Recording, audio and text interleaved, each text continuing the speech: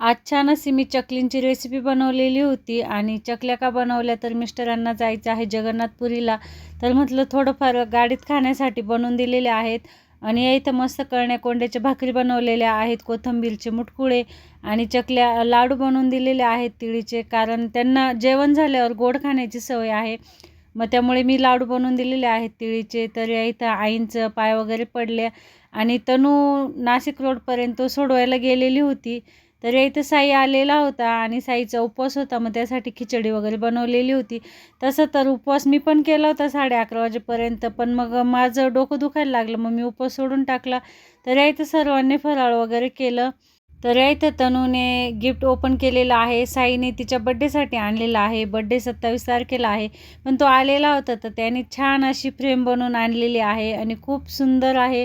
तर तनूलासुद्धा आवडली. तर कसा वाटला व्हिडिओ हे कमेंट करून नक्की सांगा.